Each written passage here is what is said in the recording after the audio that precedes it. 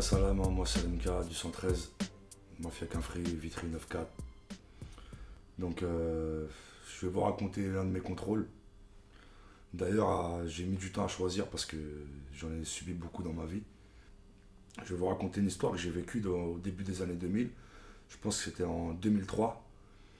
J'étais avec quelques amis, il devait être peut-être 19h. On était dans Paris, dans le 12e. Et en fait, on sortait d'une sandwicherie, on se préparait à aller à un concert. Et il se trouve que cette sandwicherie, elle était en face d'un foyer de travailleurs et un foyer immigré, quoi. Où il y avait beaucoup de Renois et de Rebeux qui vivaient là-dedans, quoi. Comme les foyers de travailleurs qu'on connaît, quoi.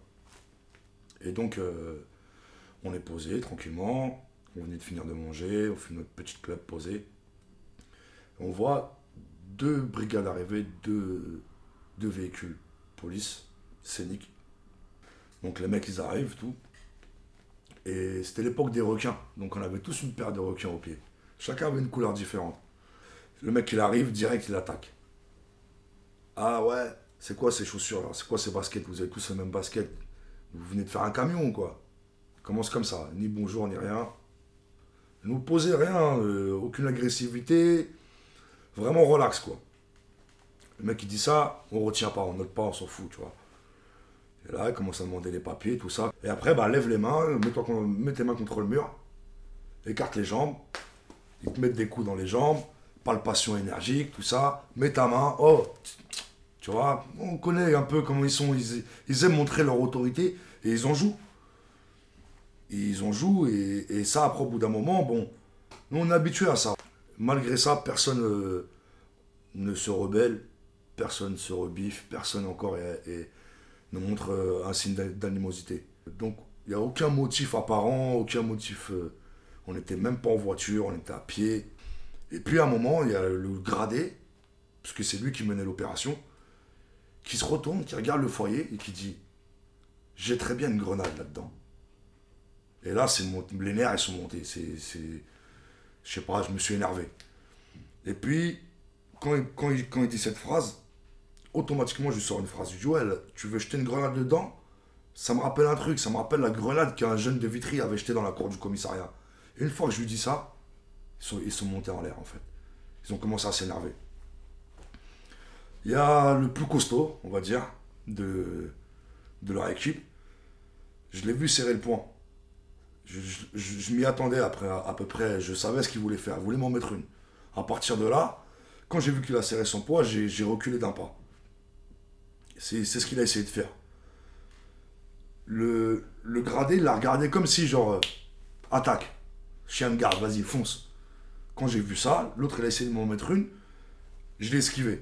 Je lui ai rentré dedans, sans non plus, sans coup. En fait, je lui ai rentré dedans, comme pour le plaquer, en fait. Et c'est là qu'ils m'ont tous sauté dessus. Ils m'ont sauté dessus, ils m'ont cogné, coup de matraque partout, jusqu'à ce que je mette un genou à terre.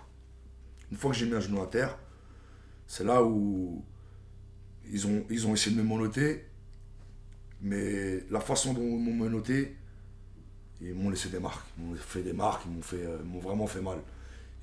En fait, ils ont failli me luxer l'épaule, en fait. J'ai failli avoir une luxation de l'épaule.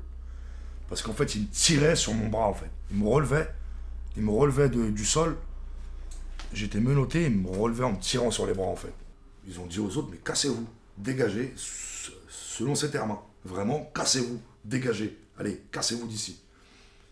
Les autres sont partis. Une fois qu'ils m'ont embarqué, on arrive au commissariat du 12e. Ils me mettent sur le banc, ils m'attachent.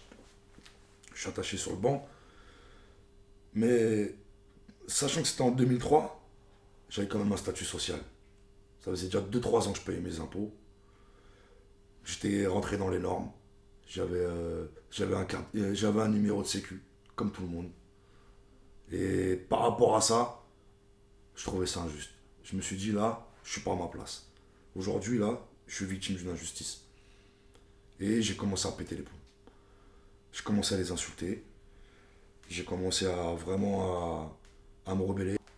Et à ce moment-là, ils sont revenus à 3, dont le plus balèze, qui est venu, m'a mis peut-être, je sais pas, peut-être une dizaine de gifles. Il l'a fait, sachant que j'étais attaché sur le banc. Ça veut dire que tu peux rien faire, t'es là, tu subis, t'es une victime, t'es... Je sais pas. À partir de là, il y avait peut-être un ou deux mecs d'entre eux, mais pas des gens qui m'ont interpellé du commissariat, qui m'ont reconnu en fait. Ils se sont dit, ce mec-là, c'est Rimka. C'est le mec du 113. Et je les voyais parler entre eux, je les ai pas entendus, mais j'ai compris tout de suite. À partir de là, j'ai réfléchi, je me suis dit, ces mecs-là, en vrai, ils viennent de comprendre que, socialement, j'existe. Ça veut dire, à partir de là, je vais jouer sur ça. Et qu'est-ce que j'ai fait à partir de ce moment-là? J'ai commencé à dire, bon, je veux voir un avocat tout de suite. On dit, ouais, tu te crois au State, tu te crois à New York, t'es pas à New York ici, tout ça. Ils ont commencé à me parler comme ça. La deuxième chose que j'ai réfléchi, je me suis dit, bon, je vais prendre leur numéro de plaque. Et chaque fois qu'il y en a un qui passait, je me penchais et j'essayais de voir le numéro de plaque, de série de sa plaque, tu vois. À partir de là, qu'est-ce qu'ils me disent? Ils me disent, ouais, ils me disent, qu'est-ce que tu fais? Qu'est-ce que tu essaies de faire? Je dis, je vais prendre vos numéros, je vais aller à l'IGS et je vais porter plainte contre vous. À partir de là, tout le contrôle, il a changé. À partir de ce moment-là, tout a changé. J'aurais dit, écoutez, j'ai de l'oseille, je gagne plus que vous. Vous allez voir ce que je vais vous faire. Je vais vous attaquer, je vais vous mettre à genoux.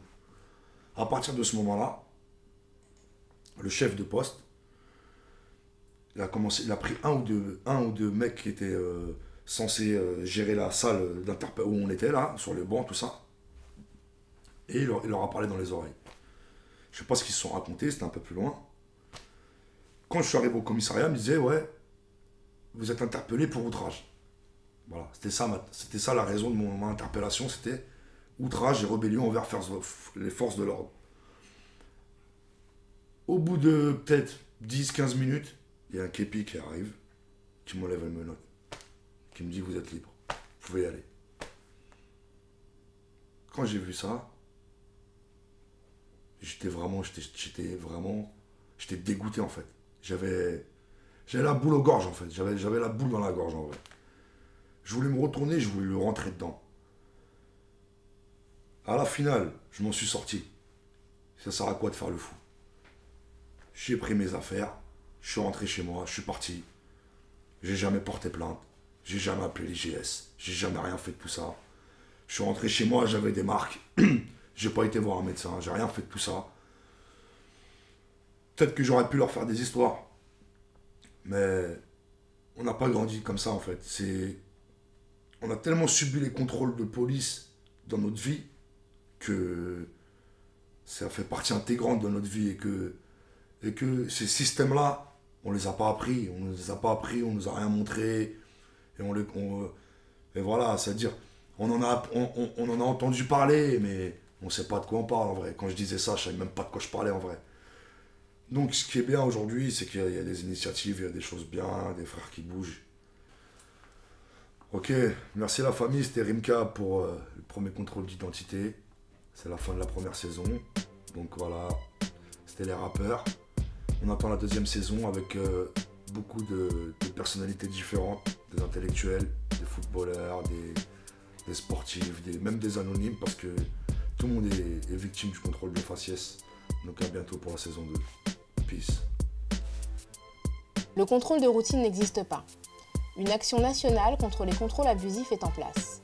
Après chaque contrôle hors véhicule, retenez la date, le lieu, l'heure, le contexte, le motif annoncé du contrôle, le déroulement et le comportement des policiers, puis envoyez contrôle par SMS au 07 60 19 33 81. Le collectif vous rappellera en 24 heures pour faire valoir vos droits avec ses avocats.